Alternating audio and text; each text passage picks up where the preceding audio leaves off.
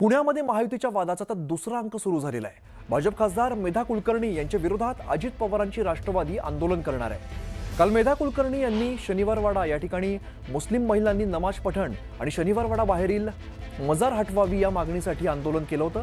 मात्र या आंदोलनाच्या विरोधातच आज राष्ट्रवादीच्या रुपाली पाटील यांनी आक्रमक भूमिका घेत आंदोलन करण्याचं सांगितलेलं आहे। दुपारी 4 वाजता मेधा कुलकर्णी यांच्या विरोधात शनिवारवाडा या ठिकाणी आंदोलन केलं जाणार आहे।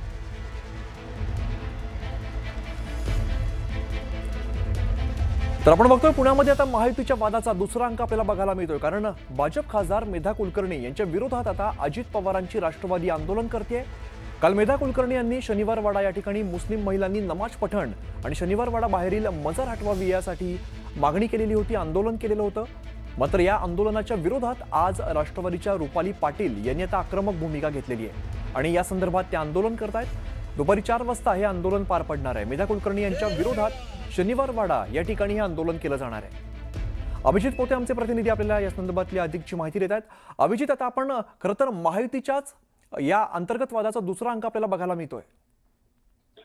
नक्कीच आपण पाहतोय की महायुतीच्या वादातला ऍटलीस्ट पुण्यातला तरी हा दुसरा अंक म्हणावा लागेल, कारण यापूर्वी दंगेकरांनी घायवळ प्रकरणावरून थेट चंद्रकांत पाटलांवरती निशाणा साधला होता आणि त्यानंतर जैन बोर्डिंग हॉस्टेल प्रकरणावरून देखील भाजपच्या मंत्र्यांवर निशाणा जो आहे तो साधला होता। आणि आता दुसरा अंक या महायुतीतल्या थिणगीतला तो रुपाली ठोंबरे वर्सेस मेधा कुलकर्णी, ज्या भाजपच्या खासदार आहेत, आणि रुपाली ठोंबरे राष्ट्रवादी काँग्रेस अजित पवार गटाच्या प्रवक्त्या आहेत। खरं तर हे सगळं सुरू होण्याचं कारण असं की मेधा कुलकर्णी यांनी काल शनिवारवाड्यात एक आंदोलन केलं होतं हिंदुत्ववादी संघटनांना सोबत घेऊन, कारण काही दिवसांपूर्वीचा एक व्हिडिओ त्यांनी एक्स वरती पोस्ट करत खरं तर शनिवारवाड्यात कशा प्रकारे मुस्लिम महिलांनी नमाज पडली मुस्लिम महिलांनी असा आरोप करत ते आंदोलन केलं होतं।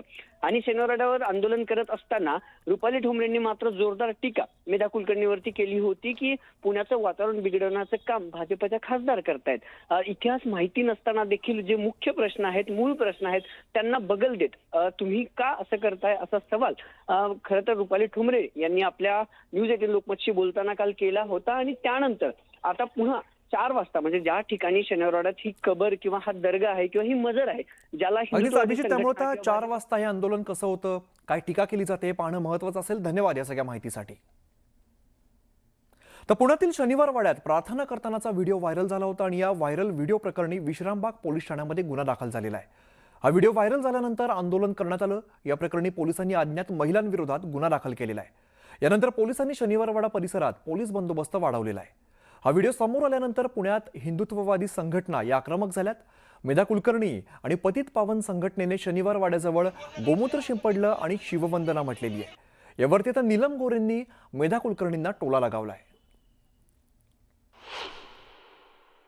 आपल्या ऐतिहासिक वास्तूंमध्ये कित्येक ठिकाणी आपण पाहतो की कबरी बांधलेल्या आहेत, कित्येक ठिकाणी नमाज पडतात आणि मग असं हळूहळू करून त्यांची ती जागा वक्फ म्हणून डिक्लेअर करतात। अशा प्रकारची कुठलीही कृती पुण्यामध्ये आम्ही होऊ देणार नाही। यासाठी पुण्यातला सकल हिंदू समाज एकत्र आहे। सर्व धर्मसंस्था आणि सर्व जागरूक हिंदू बांधव भगिनी एकत्र आहेत आणि त्यामुळे आम्ही आज या ठिकाणी आलेलो आहोत।